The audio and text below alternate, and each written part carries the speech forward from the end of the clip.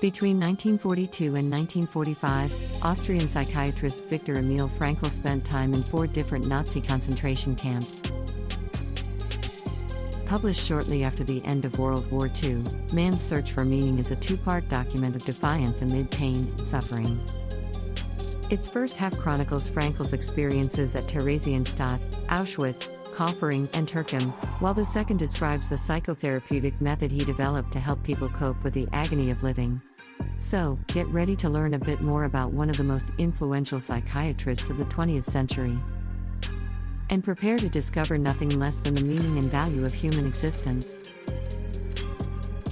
The life of Viktor Frankl before the war. Viktor Frankl's interest in psychology surfaced during the time of World War I when he began taking night classes at the Adult Education Center. Soon after, he began a correspondence with Sigmund Freud, and, at his recommendation, the International Journal of Psychoanalysis published a scientific paper by the 19-year-old Frankl in 1924. Influenced by Freud and inspired by a fellow student who told him he had a gift for helping others, Frankl decided to become a psychiatrist while still in high school.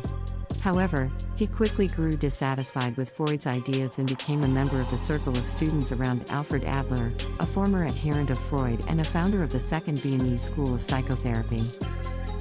He didn't remain long there. He was expelled from Adler's circle because of his insistence on meaning being the central motivational force in human beings. So, from 1926 onward, Frankl began developing a new psychological theory, while working with troubled youths and suicidal patients at a self-founded counseling program and the University Clinic in Vienna. When World War II started in 1939, Frankl was a nationwide respected psychiatrist, and was the head of the neurology department at Rothschild Hospital, the only hospital in Vienna still admitting Jews. He was also planning to start structuring his theory in a book titled Logotherapy. The book was supposed to argue that the quest for meaning is the key to mental health and human flourishing. Honor thy parents, Frankl and the war. However, soon after the war started, the Rothschild Hospital was closed down by the National Socialist government. Frankl, fearing for his life and the lives of his close ones, wanted to flee. As luck would have it, shortly before the attacks on Pearl Harbor, he received an invitation to come to the American consulate in Vienna to pick up his immigration visa. Frankl's parents were overjoyed, but he was hesitant. Could I really afford to leave my parents alone to face their fate, to be sent, sooner or later, to a concentration camp? He wondered. It was then that he noticed a piece of marble lying on a table at his home. His father explained that he found the piece on the site where the Nazis had burned down the largest Viennese synagogue. He took it home because it was a part of the tablets on which the 10 Commandments were inscribed. This one in particular stood for the 5th one, honor thy father and thy mother that thy days may be long upon the land. At that moment, writes Frankl, I decided to stay with my father and my mother upon the land, and to let the American visa lapse. Frankl and his family were arrested and deported in September 1942. His father wouldn't live to see the following year, dying in Theresienstadt soon after. His mother and brother were both killed in Auschwitz. Frankl survived, spending the 3 years until the end of the war at 4 different concentration camps: Theresienstadt, Auschwitz-Birkenau, Kaufering, and Turkum, part of the Dachau complex. Camp life and the 3 phases of suffering. Strongly opposed to outsider depictions, since they are bound to be mingled with sentiment and pity. Frankl cool-headedly identifies 3 phases of an inmate's mental reactions to the realities of camp life. Phase 1: Shock. Despite hearing many stories, none of the prisoners were prepared mentally for the sight of a concentration camp, the barbed wire fences, the water towers, the searchlights, and the long columns of ragged human figures. Some experienced the shock of disbelief even before being formally admitted to the camps. For example, nearly everyone in Frankl's transport was under the impression that they would be reprieved, convinced that everything would yet be well. The condition, known as delusion of reprieve in psychiatry, could only deepen the shock on arrival. No prisoner could believe their fate after being stripped by the Nazis of their possessions, clothes, and even names. Phase 2: Apathy. In time, the initial shock gave way to something far worse: apathy. Dostoevsky writes in The House of the Dead that a man can get accustomed to anything, and Frankl testifies to the veracity of this claim. The prisoners became desensitized to the atrocities going around them. Feelings such as disgust, horror, and pity became alien to them.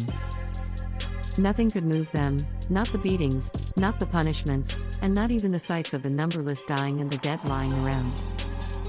Survival was all that mattered at the moment, and the means were less important, so pillaging the recently deceased became a common sight, one that Frankl could watch without any emotional upset.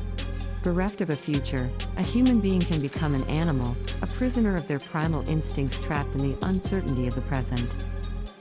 The Holocaust victims were even less, not people, not animals, but numbers. Dead or alive, that was unimportant, remembers Frankl. The life of a number was completely irrelevant.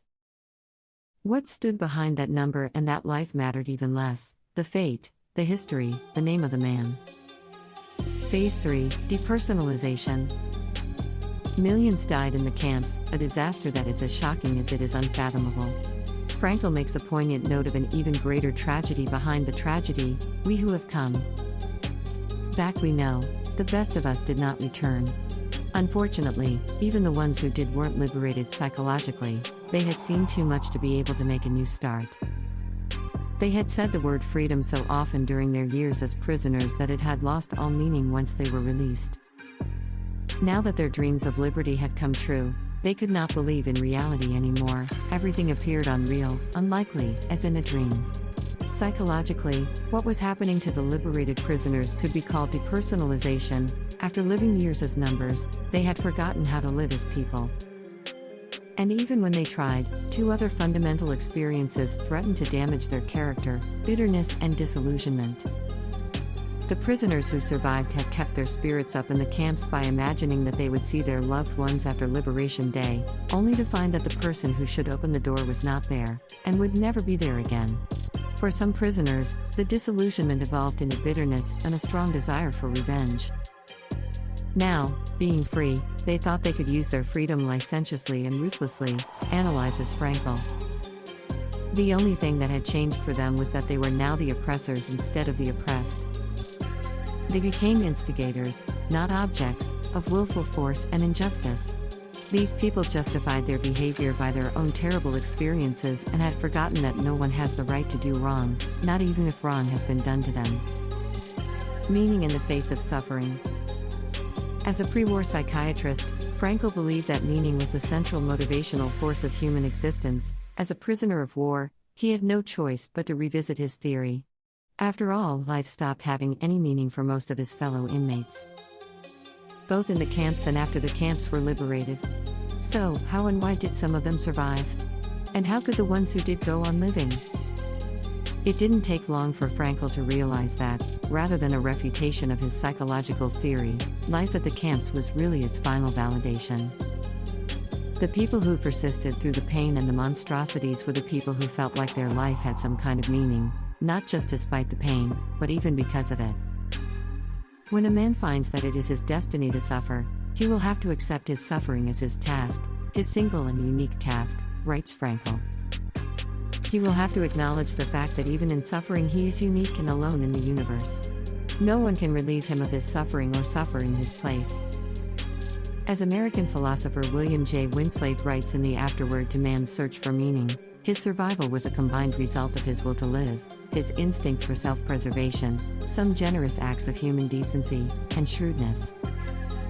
He drew constantly upon uniquely human capacities such as inborn optimism, humor, psychological detachment, brief moments of solitude, inner freedom, and a steely resolve not to give up or commit suicide.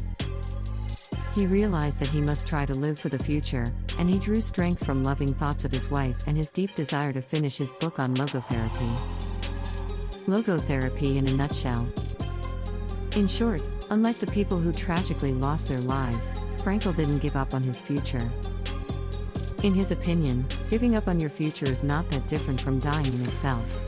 As a literal proof, he shares the story of a friend of his who had dreamed the camp would be liberated on the penultimate day of March. This inspired a lot of hope in the man, but when it didn't happen, he succumbed to a typhus infection, dying just a day after the dream promised liberation. Frankl chose a different path, to live for his future even when taken from him. This gave his life meaning in the present, and this meaning gave him the necessary courage and defiance to endure the unbearable suffering. He who has a why to live for can bear almost anyhow, wrote once Nietzsche. Frankl can see in these words a motto for his school of psychotherapy, dubbed by him logotherapy after the Greek word for meaning. Where Freud wrote of the will to pleasure and Adler of the will to power, logotherapy focuses on the will to meaning as the primary motivational force in man. Frankl believes that life has meaning under all circumstances. We have freedom to find meaning in what we do even amid unimaginable suffering. Although there are three universal sources for meaning: work, love, and courage, each person's meaning is unique and specific in that it can be fulfilled by them alone. Frankl spent his life believing that the salvation of man is through love and in love. When his students asked him once to express in one sentence the meaning of his life, he allowed them to guess. The meaning of your life is to help others find the meaning of theirs, one of the students eventually stated.